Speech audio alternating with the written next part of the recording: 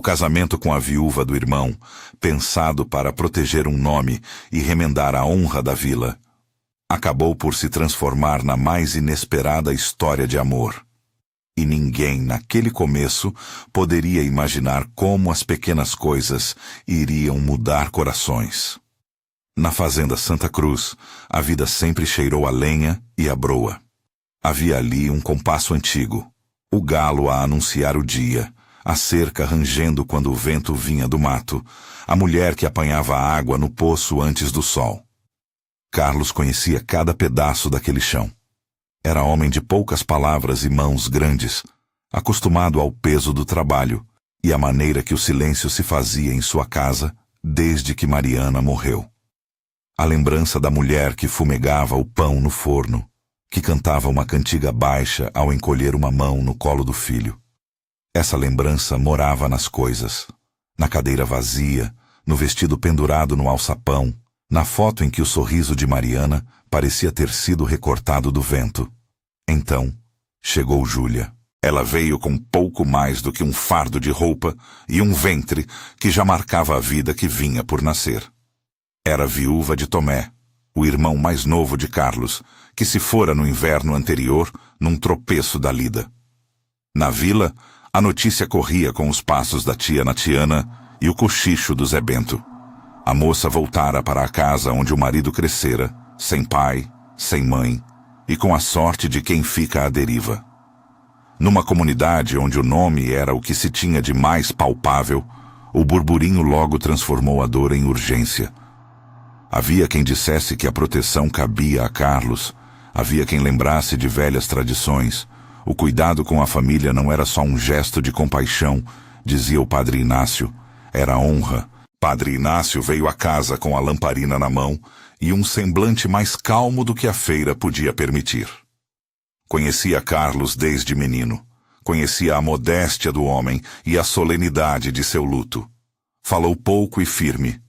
Minha gente, o que se pede aqui é que ninguém fique desamparado.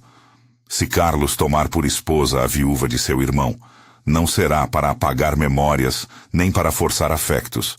Será para cumprir um dever de cuidado. E dever, quando se cumpre com amor, cresce. A vila ouviu e aprovou, mais por costume que por convicção. Dona Benta, a parteira de mãos firmes e palavras secas, apertou a mão de Júlia como quem passa remédio quente. Aqui a gente cuida, seja por costume, seja por fé. Menino sem nome fica exposto ao rumor, e rumor mata mais do que febre. Assim se teceu o pacto social que amarraria duas vidas. O casamento foi simples, sem festa que desafiasse o respeito. Havia naquele ato mais contenção do que festa. O padre leu palavras do livro, deu a bênção, e as vozes dos vizinhos cantaram uma oração curta, como quem reza por si. Carlos trouxe as alianças, um par de anéis que tinham pertencido ao pai, polidos até o brilho da cerâmica. Júlia, de preto ainda fresco, parecia frágil e determinada ao mesmo tempo. Não havia promessas de paixão estrondosa. Havia promessas mais práticas. Abrigo, sustento, nome para a criança que vinha. E sobre a mesa, um pequeno bilhete de Mariana, encontrado meses antes no fundo de uma gaveta, fora lido em voz baixa por Natiana, como quem pede que a memória seja respeitada. A lembrança de Mariana não foi levada à margem, foi posta ao lado, como uma vela que ilumina sem queimar. Os primeiros dias em que Júlia e Carlos compartilharam a casa foram feitos de gestos tímidos. Carlos continuava a tratar seus animais, a consertar os telhados, a tirar madeira para o fogão. Júlia, que tinha aprendido a costurar naquela casa por ter sido vizinha da família, ajeitava panos, bordava camisolinhas com pontos miúdos e silenciosos, e falava pouco das noites em que acordava com saudade de Tomé. Havia um estranhamento que se dissolvia aos poucos. O café trazido na panela, a broa aquecendo no forno, o jeito de dobrar roupas que antes era só de Mariana e agora recebia também as mãos de Júlia. Os vizinhos observavam. Alguns olhares eram de benevolência, outros de suspeita. Costurava-se na praça e no armazém uma conversa sobre o que era certo e o que era esperado. Ele fez o que devia, dizia Zé Bento com o céu do rosto enrugado. E não é pouca coisa não, sussurrava Natiana, a principal fiadora do bom nome alheio. Havia também quem temesse que o gesto fosse apenas remendo, que o casamento servisse para colocar panos novos sobre um tecido queimado. Carlos, por sua vez, mantinha a disciplina do silêncio. Não se via muito afeto caloroso nas palavras, mas se começava a notar a atenção. Ele reparava em pequenos detalhes. O remendo do casaco de Júlia, a maneira que ela amassava o travesseiro quando a dor vinha, a fresta por onde a chuva entrava se o telhado estivesse solto. Dona Benta, que sabia ouvir mais do que dar sermão, notava os sinais de uma mudança lenta. Amor, dizia ela numa tarde que o sol caía preguiçoso, é planta, tem que regar, não vem rebento do nada não, vem de agora, vem de cada cuidado. E ela, que havia visto partos e mortes e casamentos e curas de pele, aperfeiçoava o ofício de cuidar o cuidado. Não que ignorasse o luto de Carlos. Antes, sabia que era justamente esse luto que impedia que o afeto falasse alto. Ele guarda a Mariana como quem guarda santo, murmurou o padre Inácio numa conversa com o capataz do sítio. Mas guardar não é enterrar. O coração aprende a acolher quem precisa, quando o outro pode ser lembrado com respeito. Havia no corpo social uma regra antiga. Proteger a viúva do irmão era laço de família e laço de comunidade. Para muitos, era também questão de reputação. Sem um marido, uma mulher poderia ser estigmatizada, arrastar o filho pela vila como lembrança de vergonha. Carlos sabia disso como homem que enxergava as consequências do que a vila sussurrava. Não se tratou de um salto heróico, de entrega imediata. Tratou-se de uma decisão contida, prática. Colocar o telhado em ordem, dividir o pão, garantir o batismo da criança quando nascesse. Era, no início, um casamento feito para cumprir um papel. E foi nesse terreno de dever que pequenos gestos começaram a abrir caminho. Uma manhã de outono, quando o vento ainda trazia cheiro de chuva, Carlos encontrou um pedaço de tecido no celeiro, uma camisolinha bordada com pontos que lembravam as mãos de Mariana e a paciência de Júlia. Ele não sabia costurar, mas levou o tecido ao ferro, esticou e, com atenção surda, passou o pano de um lado para o outro. A cena foi simples, sem palavras. A sensação que ficou no ar era de que algo diferente acontecia ao redor deles, como se a casa respirasse um pouco mais lentamente e o silêncio se tornasse menos afiado. No entanto, a vila sempre tem sua voz. Um dia, correndo a poeira da estrada, surgiu o rumor de que Maurício havia voltado. Maurício era figura conhecida. Tinha sido quem namorara Júlia anos antes de ela se casar com Tomé. Alguns diziam que fora por ele que Tomé saíra para a cidade e nunca mais retornara. Acusações sussurradas, mais por mágoa que por fato. Outros lembravam que Maurício saíra sem dizer adeus, talvez assustado pela responsabilidade, talvez por medo. Não era homem de má índole necessariamente. Sua ambivalência era o que mais incomodava a vila, pois não se podia saber se vinha por desejo de reparar ou por interesse próprio. A chegada de Maurício ao comércio, de botas empoeiradas e olhar de quem tenta medir o efeito de sua volta, reacendeu velhas perguntas. Ele apareceu na feira, numa manhã em que o céu era de chumbo. Parou diante do armazém do seu Tobias, trocou palavras com velhos conhecidos e ouviu discretamente sobre a vida na fazenda. Voltei para ver como vão as coisas, disse ele numa voz que tentava ser leve. Mas a vila, que gosta de responder à dor com comentário, tratou logo de sussurrar. Natiana cruzou os braços como quem segura o que pensa dizer, e Zé Bento ergueu a sobrancelha no mesmo instante. Ele não devia ter sumido, comentou alguém. Mas sumir também pode ser medo, ponderou Dona Benta, sempre com o olhar de quem pesa o que é justo. Maurício, por sua vez, não procurou reaproximação direta. Rondou a área, fez perguntas, como quem busca mapa para uma direção que perdeu.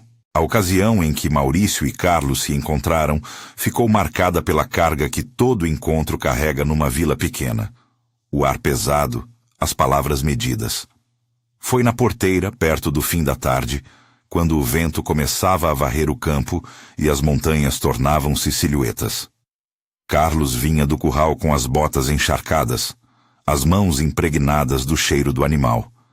Maurício esperava, apoiado numa vara, com a face levemente rosada do trabalho e dos anos. Carlos, disse Maurício, baixando a voz, como se aquilo fosse conversa de dois homens que partilham um passado incômodo. Carlos não se virou de imediato. Olhou longamente a linha do horizonte antes de encarar o outro homem. Havia ali a contenção de quem carrega luto em fardos miúdos. Seu rosto era uma paisagem de pedras. Quando falou, foi com o peso da fazenda, não com a pressa da cidade. O que quer, Maurício? Não era um bom começo para um reencontro? Maurício explicou, tropeçando às vezes nas palavras, que voltara porque as lembranças tinham peso demais e porque sentia que precisava ajustar as coisas. Havia confissões sem grande brilho ali, saudade, arrependimento, talvez medo de não conseguir viver com a própria falta.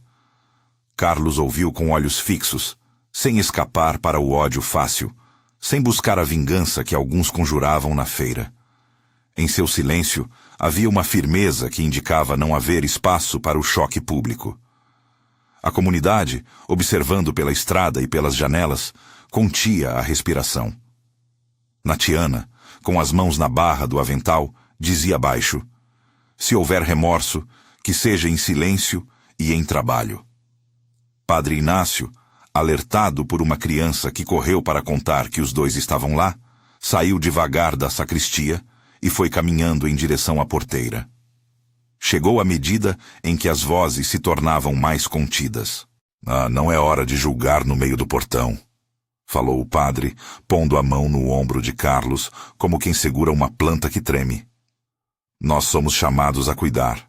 Se Maurício tem algo a dizer, que o diga. E se precisa de perdão, que peça. Mas que não venha como tempestade sem razão. A vila não é tribunal. É abrigo. Maurício falou então. Não falou para turvar a alma de Carlos, nem para reavivar dor. Falou com a honestidade de quem, finalmente, entendeu que algumas faltas não têm retorno fácil. Eu fui covarde, disse. Saí sem ver que algo me prendia aqui, e quando Tomé caiu, eu vi que tinha errado. Não venho pedir para tirar o que já foi dado. Venho dizer que sinto. As palavras dele não tiraram o frio do ar, nem passaram verniz de absolvição. Apenas ficaram ali, soltas, à mercê da compreensão alheia. Carlos ouviu, e por um minuto, quase pareceu descongelar. Ele respondeu com o cuidado de quem não quer usar o próprio luto como arma. Cada pessoa carrega o que tem. Não é questão de tirar dor de ninguém. O que nós fizemos aqui foi tomar uma decisão para o menino que vem. Se você quer ficar e ajudar, seja bem-vindo. Se não, caminhe sem irritar a seara alheia. O encontro passou sem grito, e o burburinho, embora não colocado de uma vez em silêncio, foi amainando. Maurício ficou alguns dias pela região, visitou a igreja, passou longas horas sentado num banco observando o ribeirão. Sua presença era matéria que inspirava tanto mágoa quanto curiosidade. Alguns olhares não perdoavam. Outros ofereciam espaço. Padre Inácio rebatia com calma.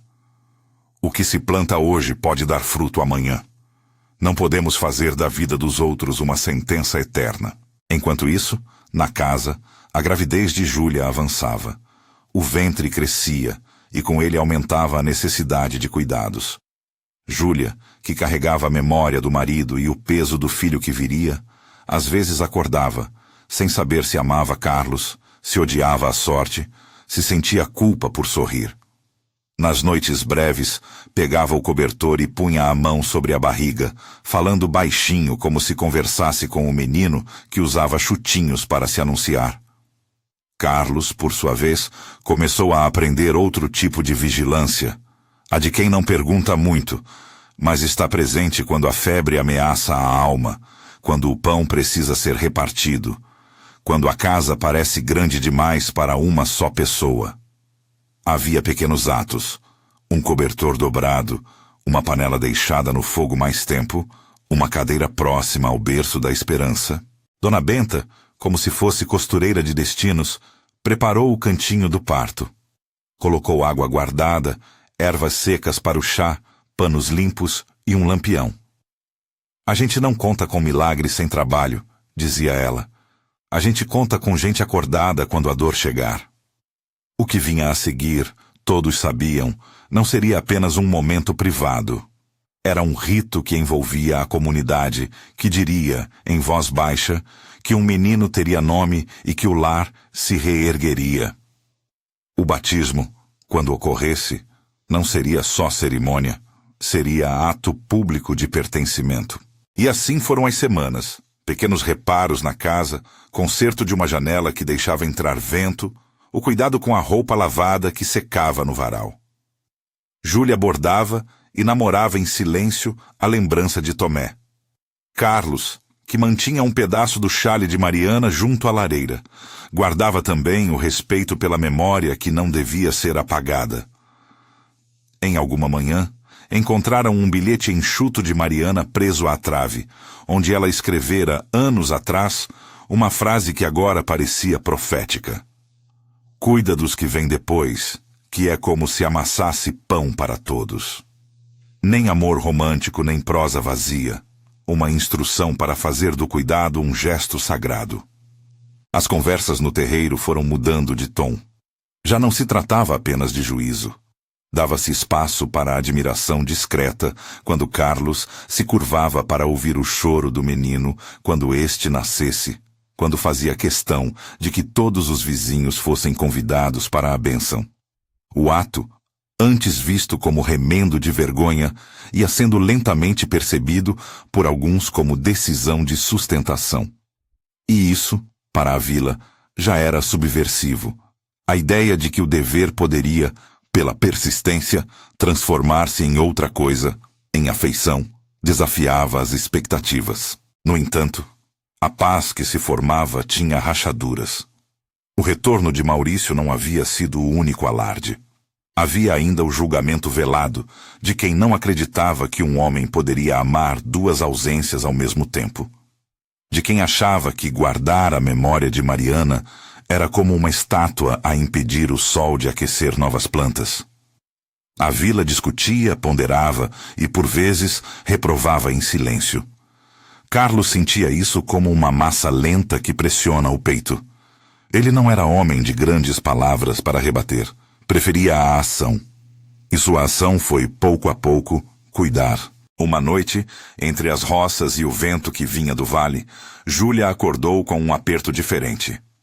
Não era a dor que se anuncia com urgência, mas um desconforto que tremia. Chamou Dona Benta, que dormia a poucos passos, e acordou com a pressa de quem já conhecia o ritmo dos corpos. As horas que vieram depois foram de vigilância contida. Os arredores da casa foram iluminados. A vizinhança ficou atenta. Alguém foi buscar o padre. Outro trouxe água quente. Mas ainda era cedo demais para que o parto começasse de vez.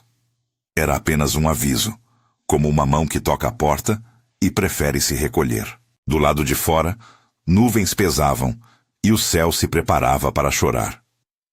O vento trouxe o cheiro da chuva que vira promessa. Na vila, as pessoas trocavam olhares rápidos. Todo grande acontecimento se anuncia primeiro, como rumor. Maurício, que passara a andar mais pelas proximidades, aproximou-se da casa naquela tarde, não como intruso, mas com a cautela de quem quer cumprir a própria culpa com trabalho e presença. Não havia mais curiosidade retumbante. Havia expectativa. O que viria ali seria assunto de todos: nascimento, nome, promessa. Padre Inácio esteve mais uma vez ao pé da cama, com as mãos calmas sobre os joelhos de Júlia. Não fez discurso longo. Abençoou com a simplicidade de quem sabe que palavras curtas, ditas com coração, valem mais. Santo e comum se misturavam. Era a mistura que a vila entendia como fé prática. Ele falou de pertencimento, de batismo, da necessidade de que uma criança tivesse um lugar certo para pousar. Carlos, ao ouvir, sentiu mais nítida a responsabilidade que assumira. Não havia iluminação de repente. Havia, sim, clareza na ação que ainda estava por vir. E foi assim que, na iminência de algo maior, a vila se ajeitou. As redes foram estendidas, as panelas foram lavadas, os sonhos se encolheram e, ao mesmo tempo, se arredondaram para receber o inesperado. A chuva estava próxima. Era como se o céu também quisesse testemunhar. Ninguém ali sabia, naquele ponto, que a tempestade levaria mais do que água. Mas a sensação de que algo estava para mudar crescia, pesada e doce, na respiração de todos. A chuva desabou de repente, como quem resolve lavar a terra antes de um acontecimento. O telhado começou a bater ritmado, como uma bateria de alguém contando a si mesmo a hora. Lá fora, o vento arremessava cheiro de barro molhado e lenha queimada. Dentro da casa, tudo se concentrou no pequeno quarto onde Júlia respirava com força, cerrando os dentes entre ondas de dor. A lamparina tremia, projetando sombras que dançavam nas paredes de taipa. Dona Benta, com mãos que já haviam visto muitos nascimentos e muitas mortes, ajeitava panos, abria frascos de ervas, falava poucas palavras e fazia muitas ações. Carlos ficou ao pé da cama como uma estaca firme. Não sabia consolar com palavras, sabia com presença. Alisou com a palma da mão as tranças de Júlia, ajeitou a almofada, puxou uma manta, tocou um copo com água que ninguém lembraria de tomar se não fosse ele. Quando o trabalho da fazenda o chamava ao amanhecer, ele respondia sem falta. Agora, no breu da noite, seu chamado era outro. Ficar. Seus olhos eram de vigilância, sua respiração, de quem esperava e torcia sem pressa de interferir no mistério do corpo. Respira, Júlia, disse Dona Benta num tom que misturava ordem e conforto. Puxa o ar lá no fundo, segura, solta devagar. O menino está descendo. A chuva martelava a janela como se o mundo inteiro soubesse que algo estava nascendo para mudar o que havia sido. Alguém foi acender mais lamparinas na cozinha. Outra mulher aqueceu um pano, trazendo aquele cheiro que lembra a casa. Padre Inácio entrou com passos lentos, tirou o capote encharcado e fez sinal da cruz. Ficou em silêncio por um instante, olhando a mãe que se dobrava sobre a vida que vinha. Depois, encostando a mão na testa de Júlia, murmurou uma oração curta. Senhor, guarda esta criança, dá força a quem traz vida, que teu nome esteja presente neste nascimento. Foi palavra simples, oferecida para sustentar a mão humana que já fazia tudo o mais. No terreiro, a vila parecia uma família em vigília. Natiana e Zé Bento passaram a noite em vigília na sala, prontos para o que fosse preciso. Vizinhos mais próximos traçavam passos de rotina. Quem iria buscar lenha se a casa precisasse? Quem iria à fonte se a água acabasse? A presença coletiva era silenciosa, mas palpável.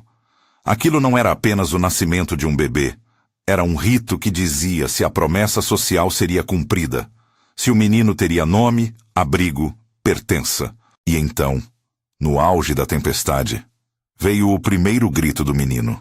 Um som que atravessou a chuva e o telhado, que ganhou forma na boca de Júlia, enquanto o corpo rompida o segredo e entregava ao mundo uma voz que pedira o próprio ar. O choro era frágil e feroz. Fez Carlos recuar um pouco, como quem se depara com um milagre que não pede crédito. Dona Benta o colocou no peito de Júlia, a pele recém-descoberta num contato que apagava as fronteiras do que havia sido e do que seria, e naquele gesto o lar respirou mais profundo. A criança era rosada e tenra, com dedos finos que fecharam na ponta do dedo de Carlos por um segundo tão breve que parecia um pacto. É menino, disse Natiana, com a voz quebrada. O nome veio antes que a vila tomasse a palavra.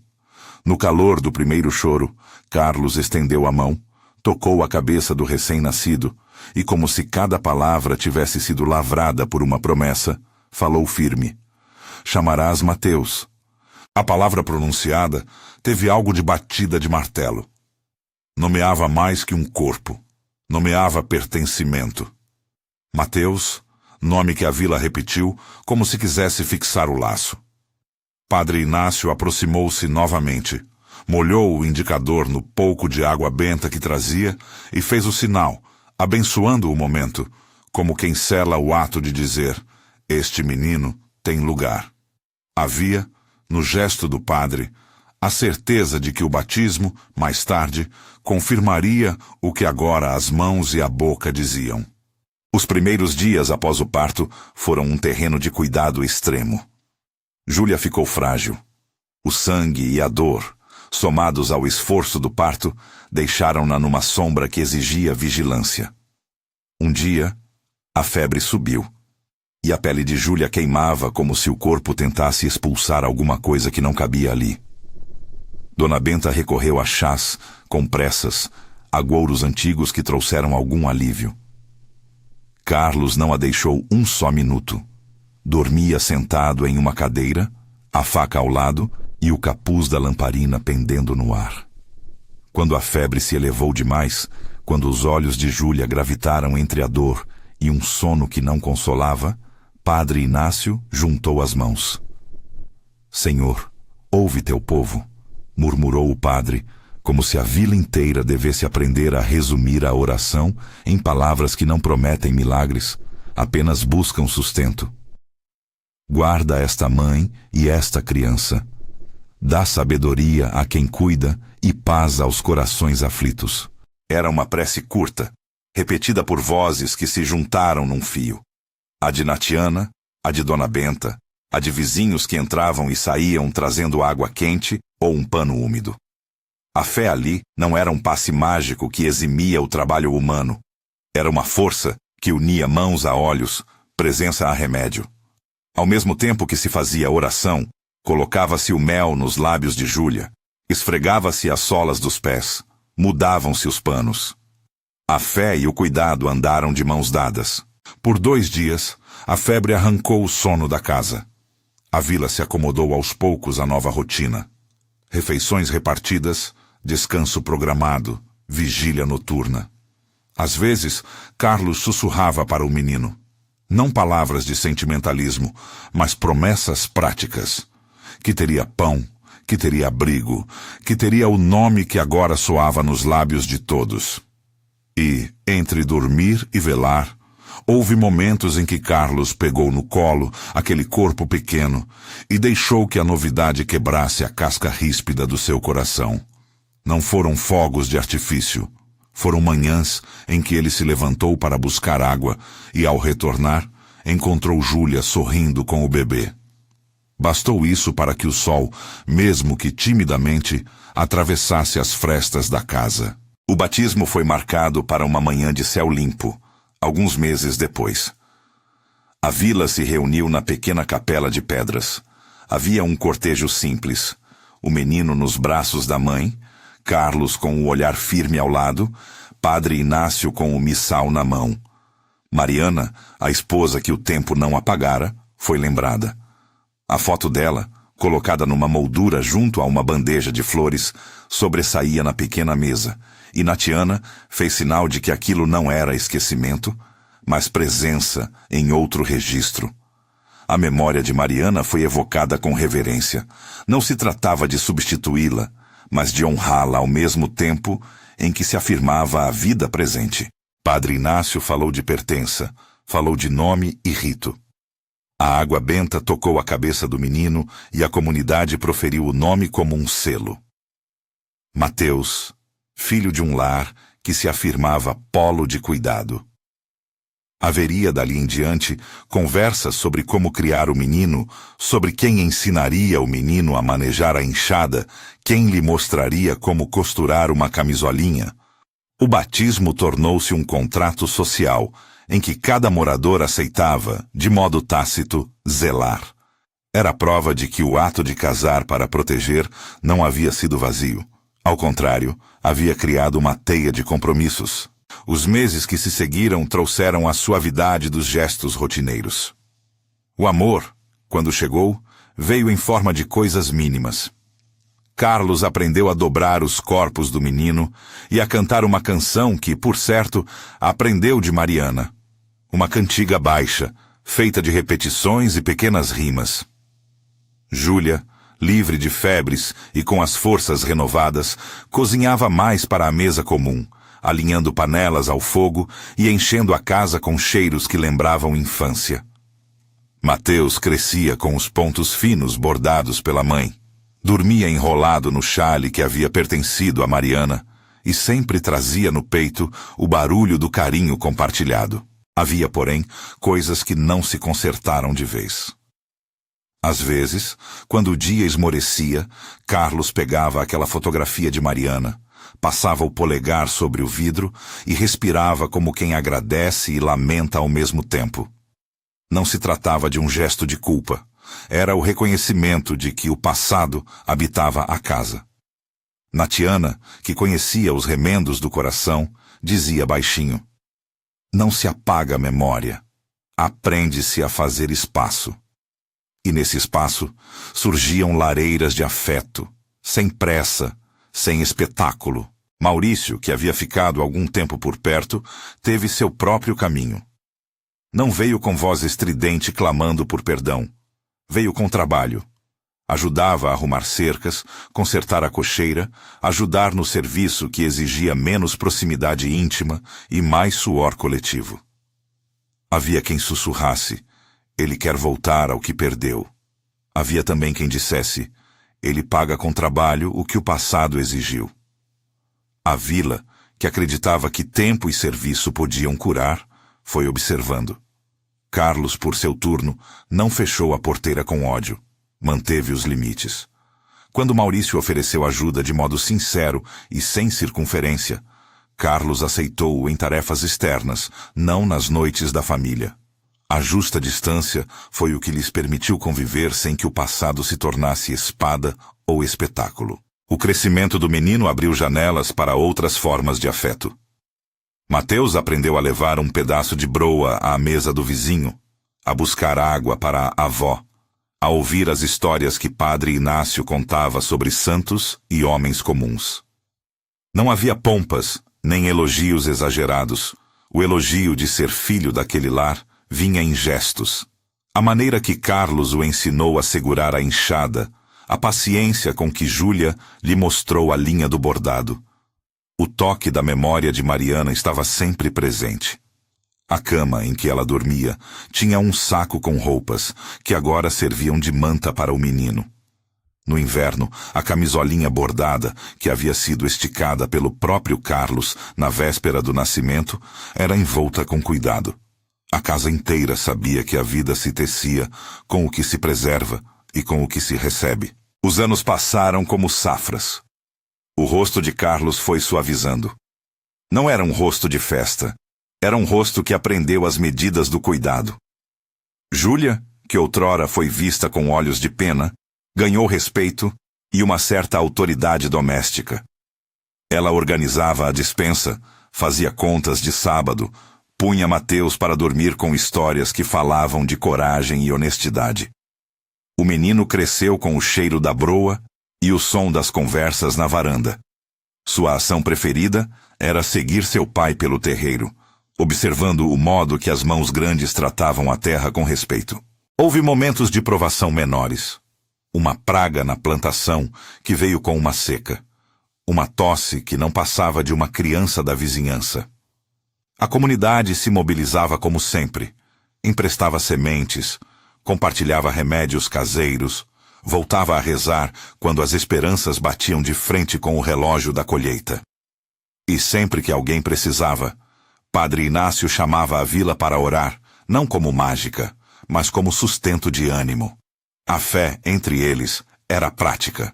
Rezava-se e trabalhava-se, cuidava-se e esperava-se. Não se exigia garantia do céu, apenas força para o dia. Certo outono, quando Mateus já tinha idade de carregador de água e aprendiz de enxada, Maurício voltou à feira com um saco de farinha. Passou algumas horas conversando com Carlos sobre coisas do campo, sobre o preço do milho, sobre a condução das galinhas. A conversa foi simples e prática. Houve, então, um gesto que marcou mais que palavras. Maurício ofereceu-se para consertar o celeiro que uma tempestade havia danificado. Carlos, depois de medir o empenho do homem, aceitou. A convivência que começou a se estabelecer entre eles não foi rápida nem imposta. Foi o trabalho reabilitando o que o tempo havia corroído. Com o tempo, a vila passou a aceitar a presença de Maurício de maneira menos tensa. Ele falava pouco sobre o passado, mostrava com o suor a intenção de permanecer.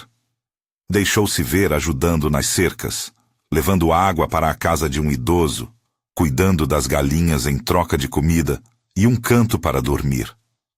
Carlos não esqueceu, nem deixou que o cheiro do antigo ecoasse sem controle, mas reconheceu que a vida dos outros também precisava de abertura ao arrependimento que vem em forma de responsabilidade.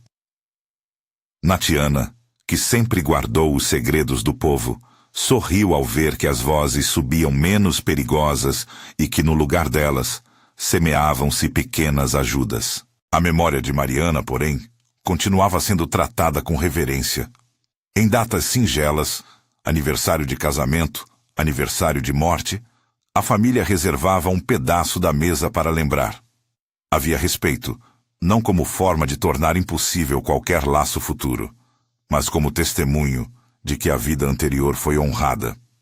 Carlos, em muitas noites, franzia as mãos sobre o joelho e contava ao filho histórias da mãe que nunca conhecera pessoalmente, mas que existia por meio de lembranças e objetos. Anos depois, Mateus cresceu para ser jovem que conhecia o trabalho do campo e o ofício de cuidar. Ele aprendia a rezar com Padre Inácio e a costurar com Júlia numa mistura de ações que eram tão práticas quanto sagradas. A vila via-o com olhos cheios de respeito. Era menino que carregava um nome e uma história, filho de um casamento que nasceu de dever e cresceu em afeição. Havia quem dissesse que aquela família era exemplo de como a comunidade cura suas próprias feridas quando se dispõe a cumprir promessas. Numa tarde de verão, a família reuniu-se na varanda para partilhar broa e chá. Mateus, já com ombros firmes, contou ao pai que aprendera a desmontar um arado e consertar uma corda. Carlos sorriu, um sorriso que já não era de dureza, mas de quem conhece a doçura simples das coisas cumpridas. Júlia, ao lado, trouxe um pano bordado. Era o mesmo ponto que aprendera a fazer quando chegou a casa há tantos anos, agora repassado para Mateus como herança de ofício. Ela falou pouco. O suficiente foi o olhar de cumplicidade que trocou com Carlos. E a casa, que um dia fora palco de murmúrios e juízos, transformara-se em referência de honra e de cuidado. Não porque um amor ardente tomara tudo de assalto, mas porque a rotina de cuidar recortou as arestas da solidão. O amor ali foi um cultivo de cada dia. Regar, arrancar a erva daninha da indiferença, adubar com paciência e colher, aos poucos, a afeição que tomou forma. Maurício, com o tempo, encontrou um lugar de responsabilidade. Não foi reabsorvido no seio íntimo da família. Obteve algo talvez mais justo. Uma reparação prática e uma aceitação cautelosa. Ele ajudava quando solicitado e, por sua vez, foi aceito em confraternizações do vilarejo. Ainda havia olhares que não perdoavam por completo, mas a graça reconheceu que nem tudo era condenável. Carlos, por seu lado, aprendeu a conviver com a presença do outro sem que isso significasse apagar Mariana. O tempo também permitiu pequenos rituais que mostravam a reparação dos corações. Em um dia de reis, A família colocou uma pequena vela no peitoril da janela, lembrando a antiga tradição de acender luz para os que passaram e para os que fazem estadia. Mateus levou ao padre um bilhete com palavras de gratidão e na missa dominical fez-se ouvir um agradecimento por aqueles que o haviam protegido com as mãos. Padre Inácio, com a voz branda, falou da providência que se desdobra quando a comunidade cumpre sua promessa. Chegou o dia em que Mateus, já rapaz, teve que atravessar a estrada para ajudar um vizinho distante na colheita. Carlos observou o filho partir com a mesma tranquilidade com que um homem observa uma semente que já foi plantada. No regresso, o rapaz trouxe a ingenuidade de quem passou por provações e aprendizados. Havia no seu rosto a marca do trabalho, o brilho dos dias vividos, a certeza de que o lar fora porto. Numa noite calma, ao redor do fogão a lenha, Júlia pegou a camisolinha antiga, a mesma que lembrava os pontos do começo, e mostrou-a ao menino agora homem. Contou com a voz mansa como costurou cada ponto com medo e esperança. Carlos, ouvindo, ergueu a mão e tocou a costura como se tocasse um princípio. Fizemos o que era devido, disse ele. E naquela frase não havia arrependimento nem vangloria. Havia reconhecimento de um caminho cumprido. A história que antes era vista como remendo de honra tornou-se nascente de respeito. Não porque o espetáculo do amor tenha se apresentado em fogos de artifício, mas porque cada manhã trouxera um gesto que sanava. O ato de dar nome ao menino, Mateus, já não soava apenas como contrato social, mas como promessa que se cumpriu e se manteve. E numa tarde em que o sol derramava luz farta sobre a varanda, Maurício fez uma última visita. Trazia nas mãos um pedaço de madeira que talhara para consertar a cadeira do avô. Não pediu licença para falar. Carlos olhou para ele, conteve o passado dentro do peito e falou com a franqueza que o trabalho lhe dera. Fez o que pôde, e eu vi. Não se apagam faltas, mas se pode remir o que se fez com trabalho e respeito. Fica com a tralha e uma tarefa. Resta aceitar que o lugar de cada um é o que o suor garantir. Maurício inclinou a cabeça e, por um momento, os dois homens se entenderam pela linguagem do esforço. Não houve abraço meloso. Houve um acordo taciturno que dizia: vamos conviver no que nos é possível. E a vila, que tanto julgara, sorriu nas formas quietas de quem compreende a complexidade do humano. Por fim, o narrador olha sem sair da história para aquilo que ficou. Um casamento que nasceu para consertar um nome transformou-se numa história de amor, mas não do amor que inunda, e sim daquele que persiste. O que se viu ali foi a arte de transformar dever em cuidado e cuidado em afeição. Mariana continuou presente. Uma fotografia, um chale, uma cantiga ao entardecer, e foi tratada com reverência. Não houve anulação de sua memória. Maurício, figura ambígua, encontrou seu lugar entre o trabalho e a penitência prática. Não foi demonizado, nem absolvido sem merecimento. E Mateus cresceu em meio a um exemplo que ensinava. Amar é escolher todos os dias, é preparar o pão, é pôr o cobertor, é aprender ofícios, é dizer o nome com firmeza e com ternura. Minha gente, se houver algo que esta história deixa, é a certeza de que a comunidade salva, e é salva pelo cuidado recíproco. A fé foi usada como coragem para permanecer ao lado de quem sofre. A oração foi ponte, não substituição. E o amor, quando chegou, veio em forma de rotina e ternura. Não há cerimônia que substitua o trabalho de cada dia, nem memória que precise ser apagada para que um novo afeto prospere. Se esta história tocou o seu coração, compartilhe com alguém que precisa ouvir uma palavra de esperança e deixe nos comentários um testemunho de vida. Talvez você também tenha vivido um amor que nasceu do cuidado. Compartilhe para que outras pessoas aprendam que o amor pode nascer de um dever bem cumprido e florescer por contínuo cuidado.